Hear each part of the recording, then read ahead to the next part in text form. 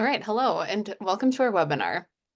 This is the second webinar in our series titled Foundations of Effective Writing Instruction.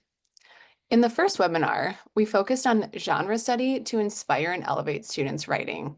If you were unable to attend that webinar, I encourage you to check it out on our website, and I'm sure Brian can share that in our chat. So in today's webinar, we will focus on strategy instruction and the process approach to writing. And then in a couple of weeks, we will return for our third webinar in the series that focuses on an instructional framework that encompasses supporting students in becoming strategic, independent writers who can use AI to support their writing process. So before I jump into content, I'd like to introduce our speaker today. So first off, I am Margaret Opatz, the Director of Research and Literacy at CAPTI, and today I am joined by Dr. Liz Nelson, who is a former secondary English teacher and is now an assistant professor of English education at Utah Valley University, where she teaches writing methods courses for pre-service teachers. Dr. Nelson's research is centered on evidence-based practices for teaching authentic forms of writing in culturally sustaining ways in K-12 classrooms. So thank you for joining us today, and we really do hope that today's webinar will help empower you to help your students write with confidence and purpose. That brings us to today's webinar. So for today's webinar, we're really going to start off by discussing the writing process and how to guide students through that recursive process. And then we'll discuss strategy instruction and how to support students in becoming strategic writers. And then finally, at the end, we will leave some time for questions. So with all of that being said, I'm going to pass the time over to Liz as she will take us through the writing process. Yeah, thank you all for being here today, or those who are watching later. But so before we even really dive into the writing process, kind of the basics when we think about the writing process involve pre-writing, what we do before writing starts, the writing itself, and then rewriting. And so before we even really dive into this, I want you to take a moment and reflect and consider the process that you go through as a writer. How do you get started? How do you come up with an idea? Where do you go from there? So there are some writing scholars that and composition scholars who have defined three different types of writers and the way that they approach writing. Heavy planners, who spend a lot of time planning out their writing from the beginning. Heavy revisers, and those are the types of writers who might just brain dump everything and get it all out and then go back and revise and fix it later. Then there's like somewhere in between who kind of follow like more of a strategic process of I plan and then I draft and then I revise. And they also have a fourth one, a procrastinator, which I am sure we are all guilty of. I like to joke with my students that when I have a writing deadline, my house has never been cleaner because I will procrastinate and clean everything up because just to avoid the hard work of writing. And so as you're kind of thinking about that, it's really important as we're thinking about the writing process to also, as educators, to reflect on what is our process? Like, what do we go to? What do we do when we are assigned a writing task? I think it's easy to forget that our students are often new to the writing process. This is a process that may be unfamiliar to them, or it may be a process that is taught in very contrived ways. For example, on Monday, we brainstorm, and on Tuesday, we draft, and on Wednesday, we revise, and on Thursday, we edit, and on Friday, we publish. But when we reflect on our own writing processes, we realize that it is not this linear process that we go through, but rather it's a recursive process that we kind of continue to move throughout and in between these different stages of and activities of the writing process. So we're going to go through the different stages of the writing process. And we're going to start with pre-writing. And I like to divide pre-writing into two different categories because I think it helps think through the different things that we do as writers, the behaviors that we participate in as writers during this before writing begins stage. And so one of the things that we do during the pre-writing stage is we begin to generate ideas. So this can involve brainstorming and inquiry. So these are the tasks that are occurring before the writing begins. And this is a time that we should really try and select a topic. We might want to narrow that topic. We're going to consider our audience, the genre that we're writing in, and we might engage in inquiry or research to learn more about a topic that we are going to write about. And so some of the applications of brainstorming and inquiry include drawing, free writing, other brainstorming activities. Maybe you make a list, maybe you create a heart map, maybe you talk to a friend or a family member. Maybe you do some research to learn more about a topic. And so we have to, to write, we first have to have something to write about. And so really coming up with an idea and being able to have the freedom and the choice to write about a topic that is meaningful to us is really powerful and incredibly motivating for student writers. And so really taking time to help students find that idea that is going to be meaningful for them is time well spent and well invested when supporting them in their writing. The next part of pre-writing is planning. And so sometimes it's not enough, especially for beginning writers, to have an idea. If they don't have a roadmap of where they're going, it can be really easy to quickly get stuck in their writing.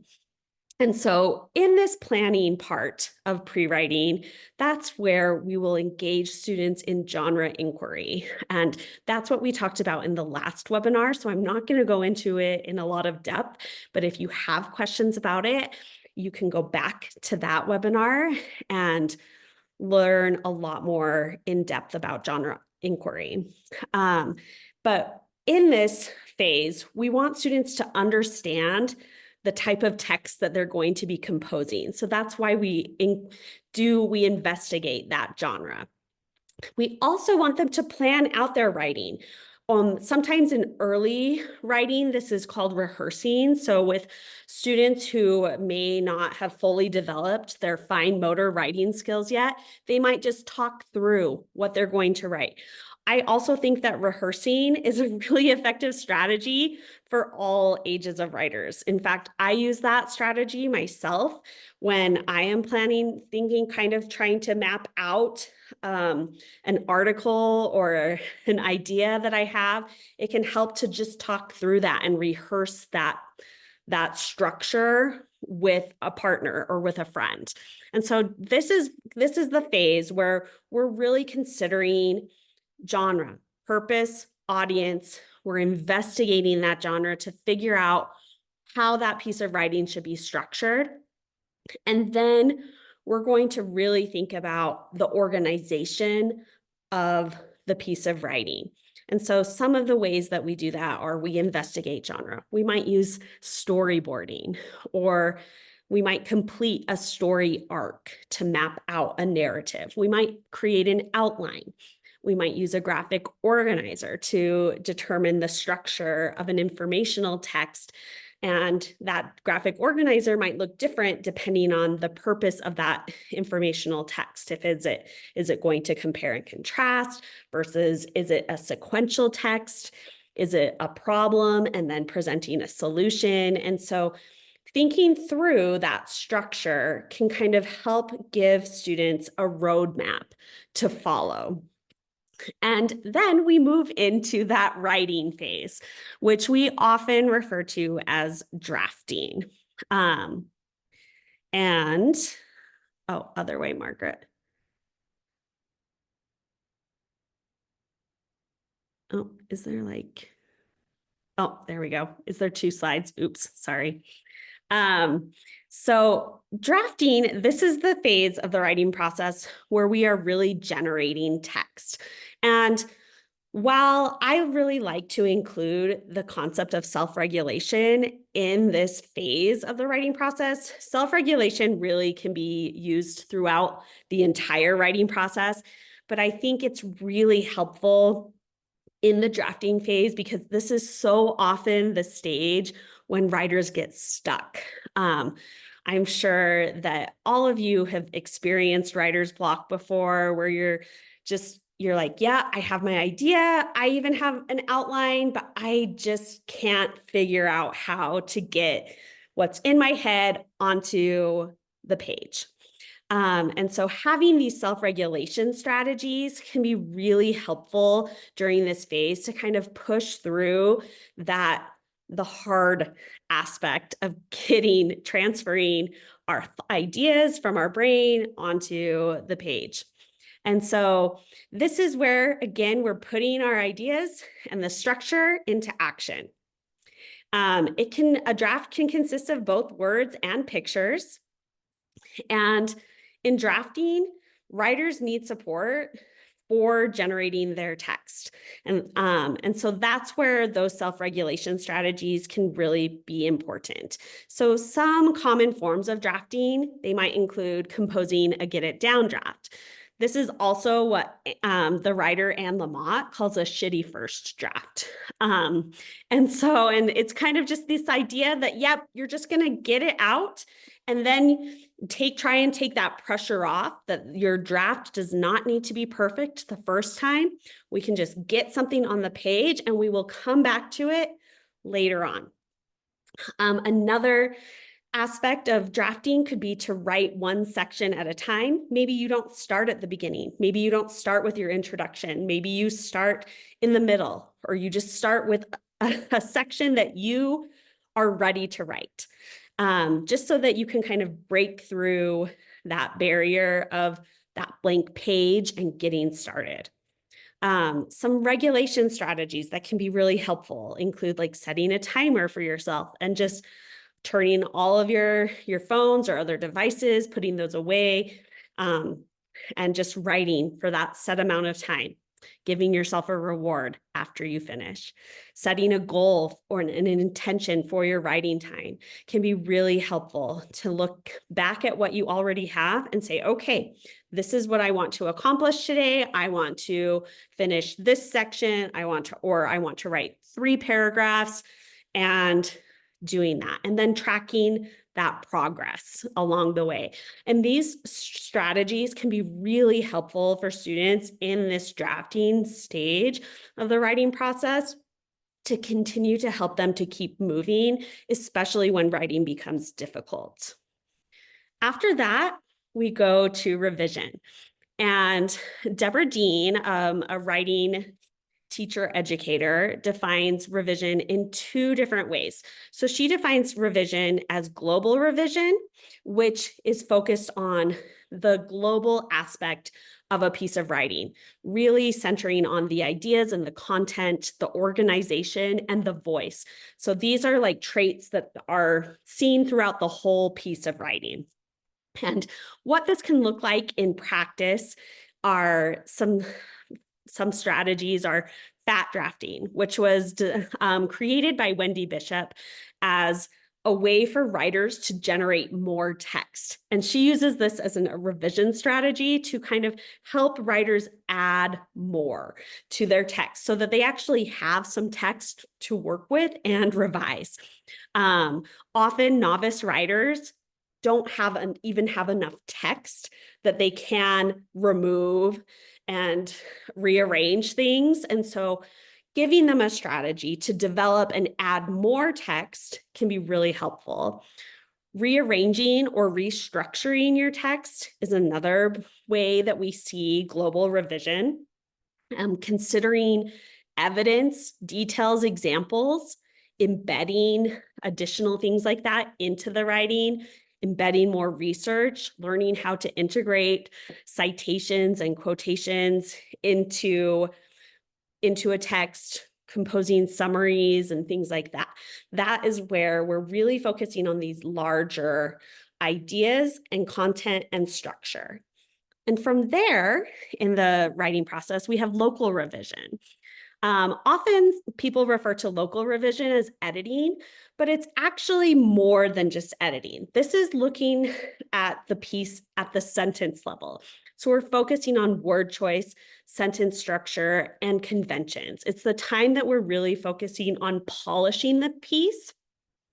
But it's more than just correcting, because this is really an opportunity and a time for writers to think about crafting sentences, thinking about their stylistic choices as writers in using punctuation and different sentence structures in a way that really helps them convey their message in the best way possible. And it also helps them evaluate the words that they're using, considering the academic vocabulary that they might need to include to meet the needs of their audience. And so some forms of local revision include experimenting with sentence structures and punctuation, analyzing word choice, polishing your piece using a checklist, an editing checklist, and then also putting the final touches on a paper, potentially with APA, MLA, or other academic formatting and documentation. And finally, after we get through local revision, we come to publishing. And publishing, this is our final stage of the writing process. This is where writers, we decide that a piece is good enough for the time being. In writing, we could revise endlessly. And so we kind of always have to come to a decision that this piece is ready to share with a larger audience. And ideally, the audience should be authentic, meaning it's not just the teacher. And as part of this publishing process, we really want to have an opportunity to celebrate what the writer has accomplished. Writing is hard work. It's a vulnerable activity to put your work out in the world, and it's really important to celebrate that with our students.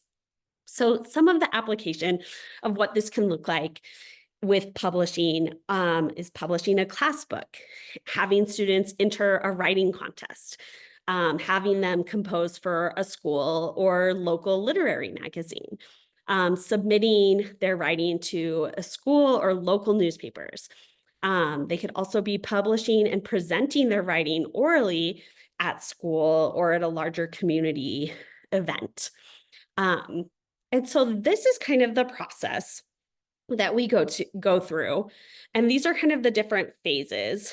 But again, this process is not linear. It is recursive. And so even though we may start with idea generation and we have to get that idea first, and maybe we will move to planning and maybe we will move to drafting. But sometimes when we are drafting, and this happens to me often if I'm writing an academic article or a research paper, or even just like a blog post, I realize, oh, I need more information about this particular point in my topic because this is part of the argument I'm trying to make, and I do not know enough about this. So then I'm going back to the pre-writing stage where I'm doing some additional inquiry to develop those ideas.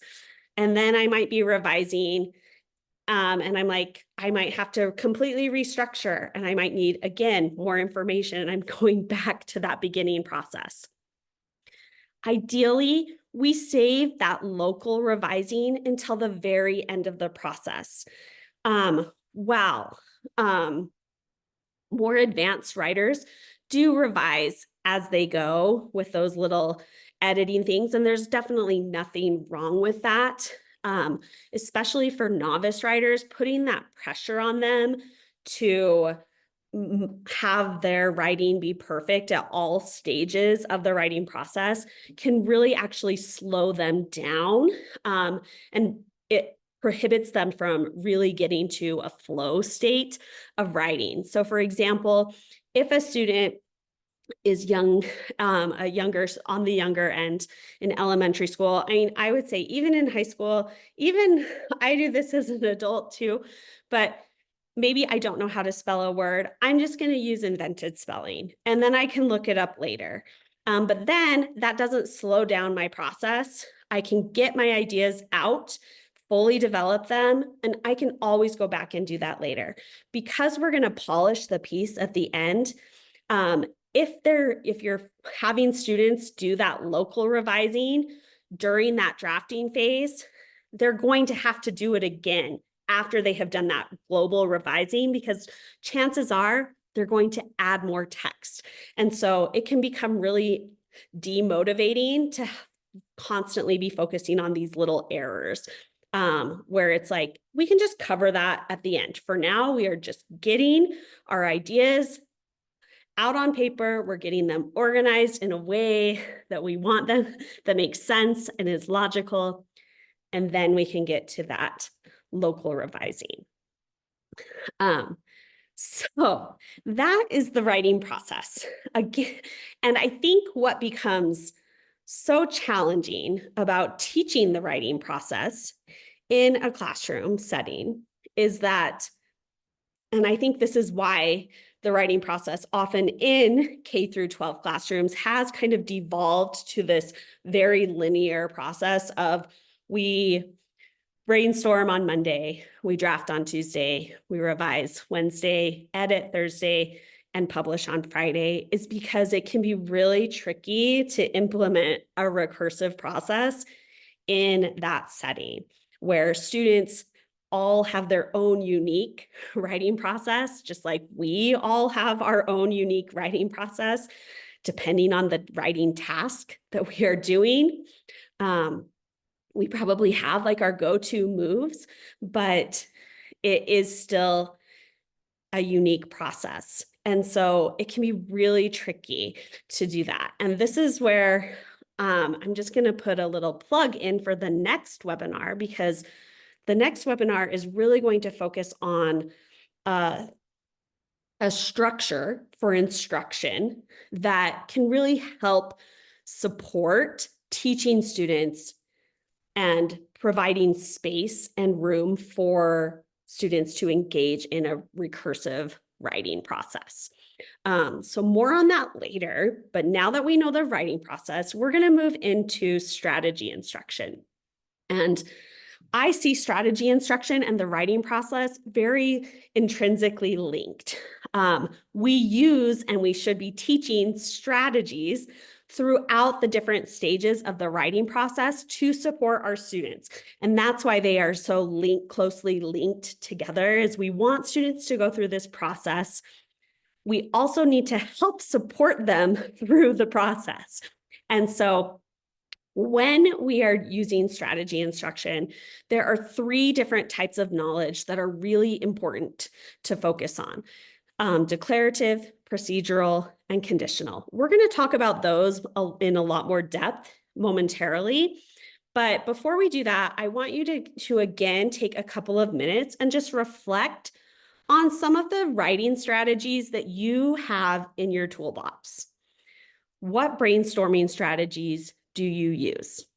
Maybe you use a web you have, your main idea in the center and you branch off with other ideas. Maybe you use a list. Maybe you outline. What drafting strategies do you use? If you get stuck while writing, how do you get unstuck? What do you do?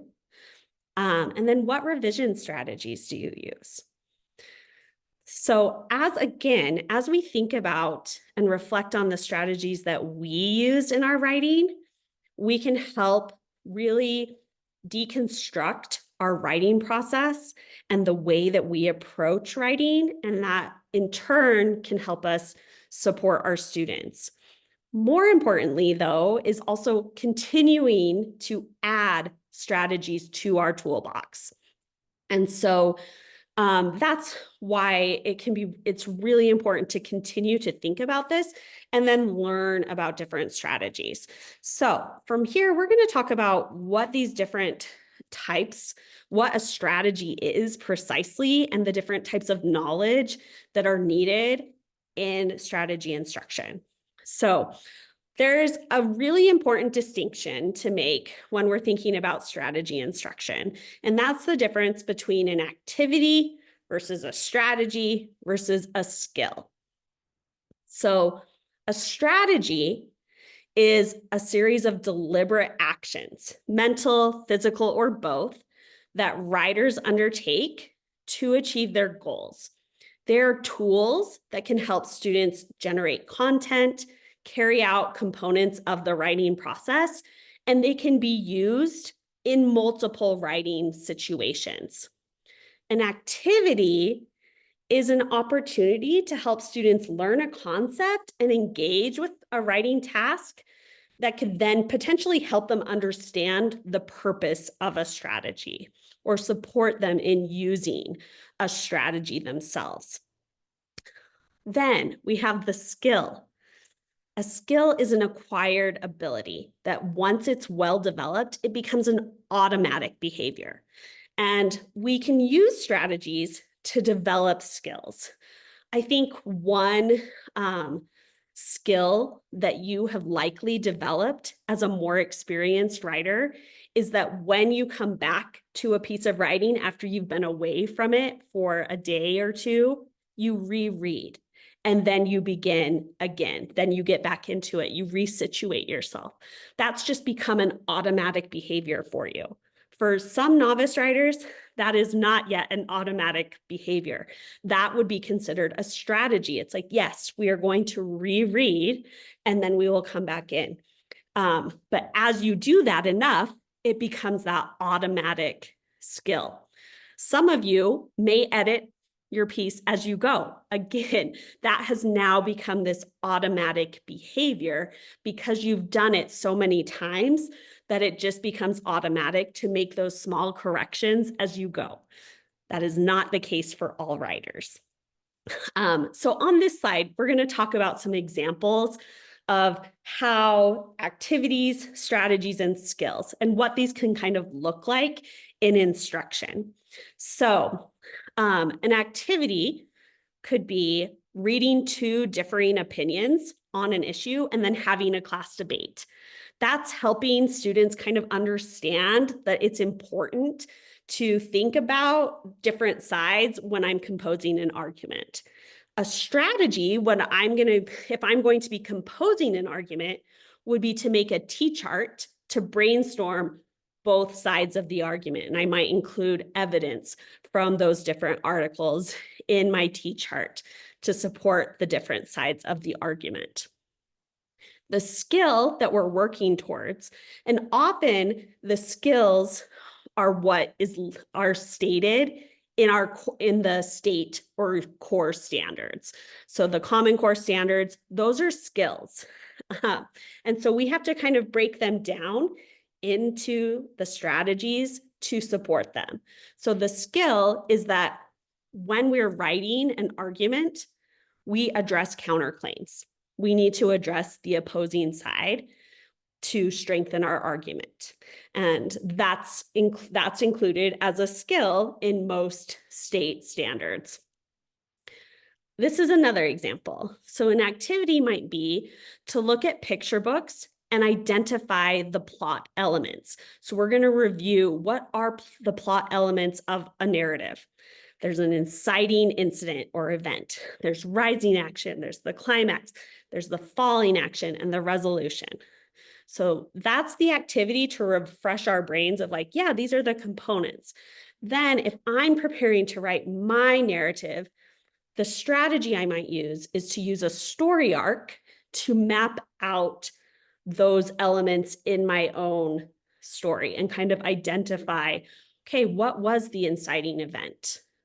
What was the rising action that led up to the climax? How was my story resolved? The skill that is associated with this, again, that is often communicated in state standards, is to write a story that has a beginning, middle, and an end and flows in a logical way. And so you can see how the activity can support the use of a strategy, and a strategy can be used to develop the skill. So with that, now we're going to talk about how we teach strategies. To teach strategies effectively, we need to think about 3 different types of knowledge. Declarative knowledge is knowledge about something. It's the what. Knowing that a story usually has a title, knowing that a list could help me generate ideas. Those are examples of declarative knowledge. Procedural knowledge is the how. How do you use a strategy? Actually knowing how to write a title. How do you craft one? How do you make a list about all the ways the new Star Wars movie is better than the old one? And that is the procedural knowledge. Then when we have our conditional knowledge, this is where we're really trying to work toward transfer with our students. And that's when we think about knowing when to use a strategy in your writing. How could using a listing strategy benefit you in a new writing situation? That's our conditional knowledge. So now we're going to explore some example strategies and kind of talk through the declarative knowledge, the procedural knowledge of these strategies. So this example strategy is called heart mapping. It was developed by Georgia Hurd.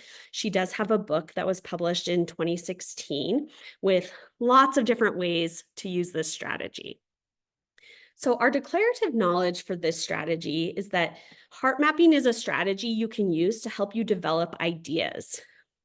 So this is the what this strategy is and kind of why we would use it. It's a way to find topics that you know a lot about and that you would be interested in writing about. Then we have to know, well, how do we do this? How do we make a heart map? And so the first step is to draw a heart or give students a heart printed on a sheet of paper that they can fill in and then glue or tape into their writer's notebook. Then step 2 is they're going to fill in the heart with things that are important to them: people, places, experiences, memories, issues, objects, etc. And then from there, they're going to select a topic from their heart map and write everything they can think of about that topic. They might do a brain dump on that topic. And you can see some examples here that there's different ways to use this strategy. There's not one right way to use a strategy. There's flexibility within a strategy. So in the smaller image, you can see that this student did a lot of drawings. That's great. Okay, that can be especially helpful for younger students, multilingual learners. And that can be a great way to do that. The other example, you can see they've also decided to color code their things, where they have blue is things they like to do in their free time. Green is the people that they care about. Yellow are the places that they've lived in or visited, and red is defining moments. And so there's different ways to go about this. Now, after students have tried this out and used it, I would ask them to reflect and think about that conditional knowledge. How else could you use this strategy? We've used it for coming up with ideas to brainstorm a narrative, a personal narrative. But how else could you use this? And, they might use that in brainstorming issues that are important to them that they could write an op-ed about. They might brainstorm objects that are important to them where they could write a product review. So there's a lot of different ways to use the strategy. And that is what makes it a strategy, is that it doesn't only have to be used for one specific type of writing or in one writing task. It can be used across multiple writing tasks and in different and flexible ways.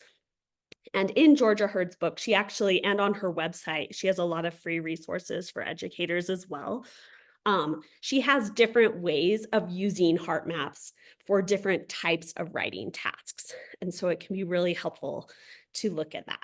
Okay, we're going to look at one more strategy, example strategy, and I'm actually then going to model the process of kind of teaching this strategy. So the strategy that we are going to look at is called investigating leads. So a lead is kind of like a hook. It's like the first few lines of a text that's trying to engage and draw the reader in. So the declarative knowledge, what this strategy is investigating leads is a good way to learn about different writing techniques that authors use to start their stories, or really any type of text. But in this specific use of the strategy, we're going to investigate some narratives. And this helps us learn different techniques that we could use and we could try out when we're starting a story. So our procedural knowledge is we're going to just look at the first lines of a mentor text. And I just quickly want to point out that last time we talked about and did an investigation of genres as a whole, looking at the whole text. And we also briefly talked about ways that you can continue to use genre and mentor text to also teach writing techniques at the micro level. And that's what this strategy is doing. So we're going to be looking at mentor texts at this micro level of just the first lines in the mentor text and investigating the techniques that these authors are using. So that's the first step. We're going to look at these mentor texts. The second step is that we're going to give the techniques a name. If the technique has a specific name, great, we can use that specific name. If not, or maybe if students don't know the specific name, no big deal, we can just create one. But we want to give it a name because when we are specific and giving something a name, it becomes much more usable in our own writing. We know what it's called, and that makes it so that we can try that out in our writing. If it's just this vague thing and we're not really sure how to describe it or what to call it, that makes it really hard to use in our own writing. And that's in this step 3. We want to be as specific as possible. We don't want to just say imagery or using a hook, because imagery is really broad. There's lots of different types of imagery. And if we just say imagery, that might mean different things to different students. A student might hear, okay, I need to use imagery. I don't know how to do that. I don't know what to write with imagery, or writing a hook, like, oh, it's hooking the reader. And it's like, how is it hooking the reader? What is the imagery?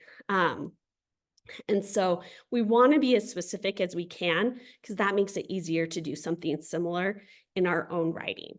So we're going to talk through the process of how to teach strategies. That is using the gradual release of responsibility model through I do, we do, and you do. So I'm sure most of you are familiar with this.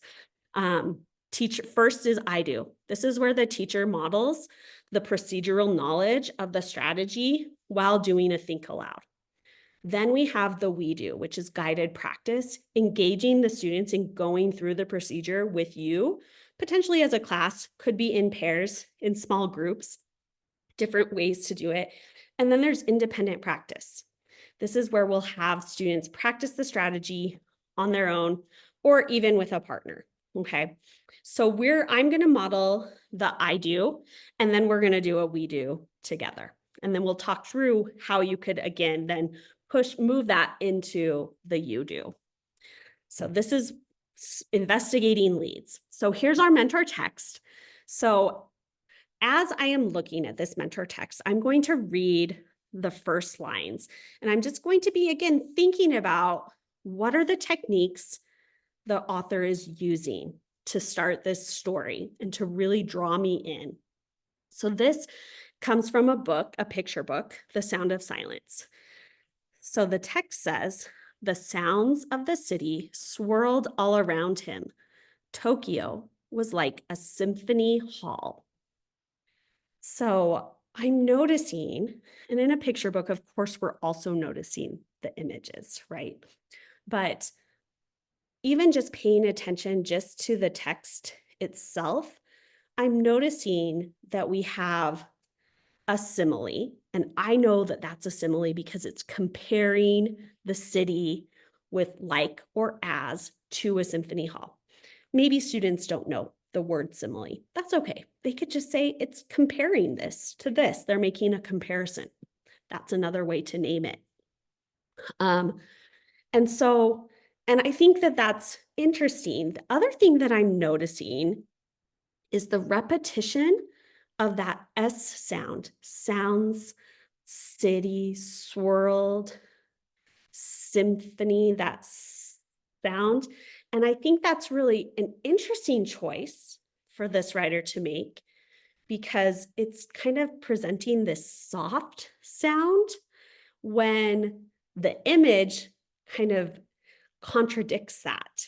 It looks busy and bustling. I imagine cars are honking and lots of feet are shuffling and potentially people are shouting.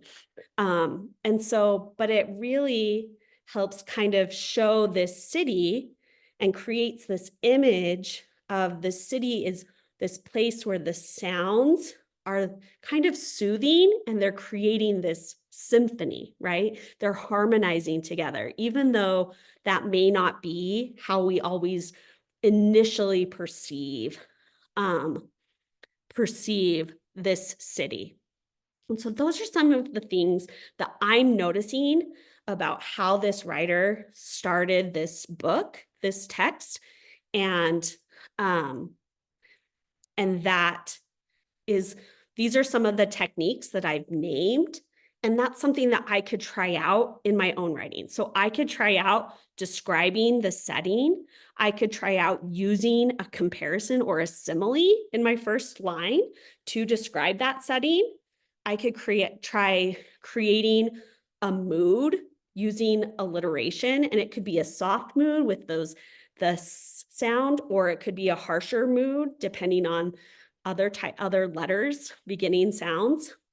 And then I could also try and create this image of an opposite aspect where, I am presenting something that doesn't seem what you would expect, right? And that's going to draw the reader in because they're like, oh, this is interesting. You are describing this how I wouldn't think it would be described. So I'm going to model one more, and then we're going to do one together. So this comes from The Proudest Blue, this picture book. So it says, Mama holds out the pink. Mama loves pink. But Asia shakes her head. I know why. Behind the counter is the brightest blue, the color of the ocean. If you squint your eyes and pretend there's no line between the water and the sky. It's the first day hijab. Asia knows it. I know it. We're sisters.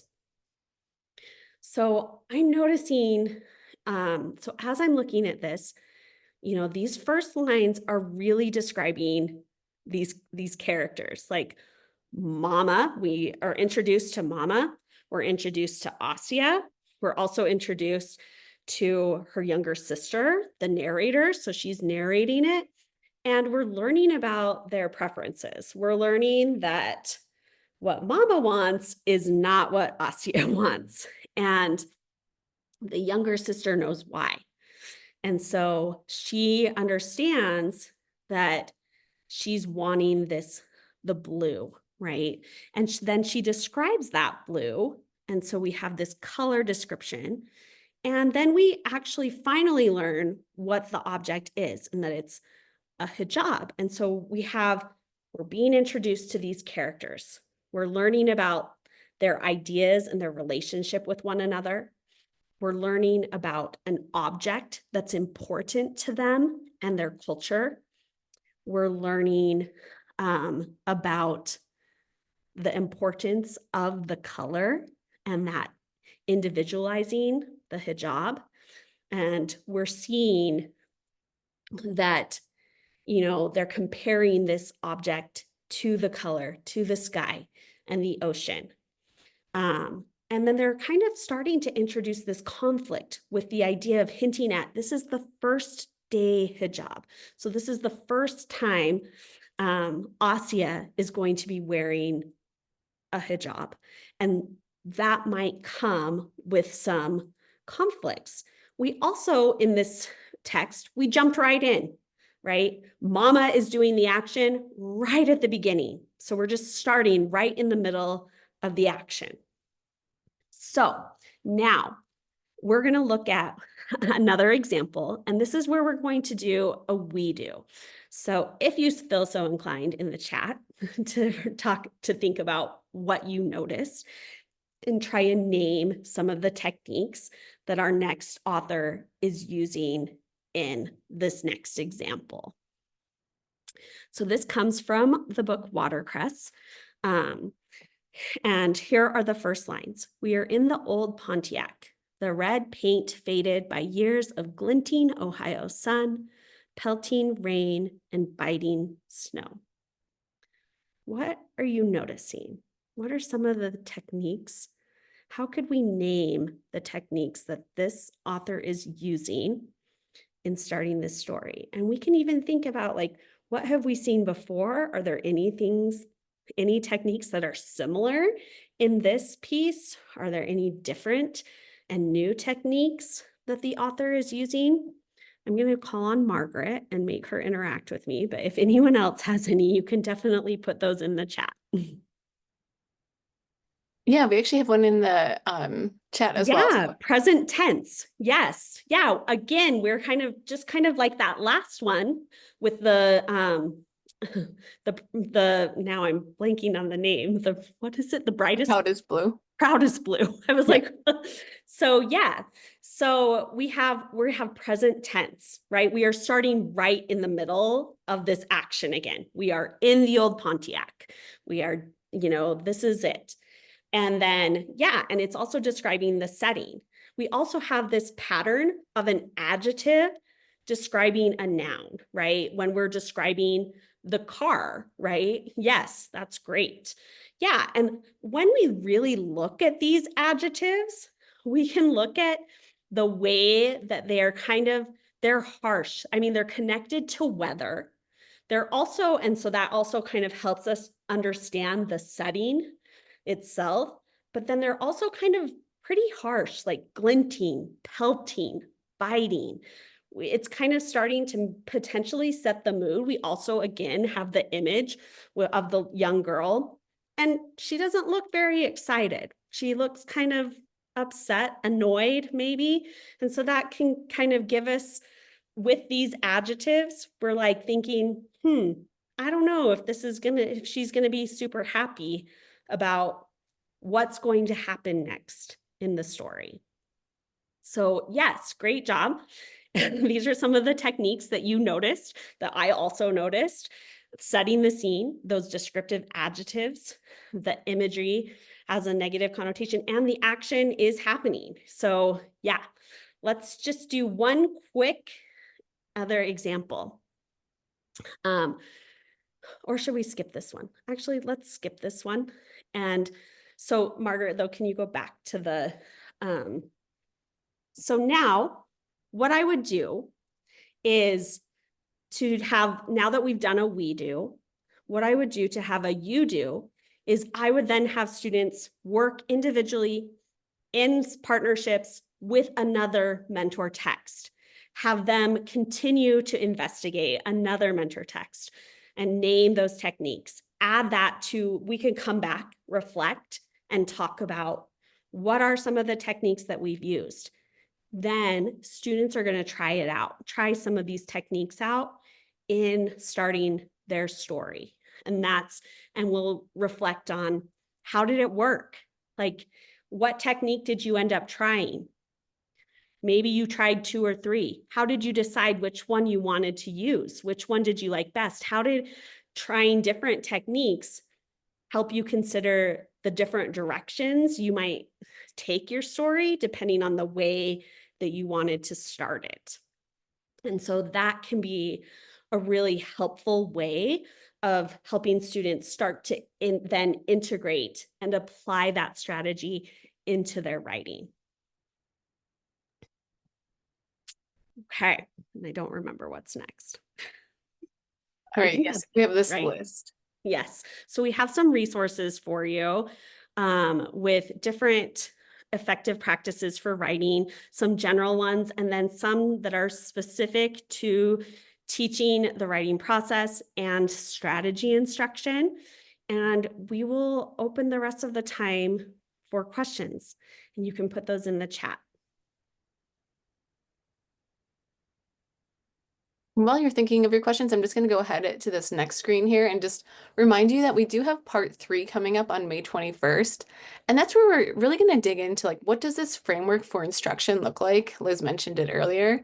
But there is a really well-established framework that teachers can use in terms of being able to support writers in becoming independent and strategic and thinking about how we can really be authentic in the writing process and help students no matter where they're at within that process, by setting up the writing workshop framework.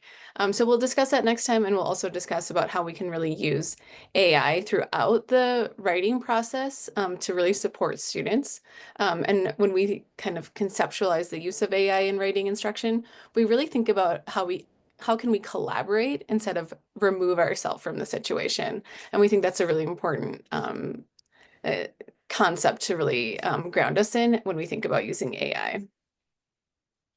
All right, I'm not seeing any questions come in, so um, I'm going to go ahead and go to this next slide and just let you know if you have any questions, you can reach out to, I guess I only have Erica's contact information here, but if you do have any questions, you can definitely reach us through Erica. All right, and I just want to say thank you for joining us today, and thank you, Liz. That was really um, insightful, and I think just like really a great thing to hear again for writing teachers. All right, Thanks thank you. all for coming.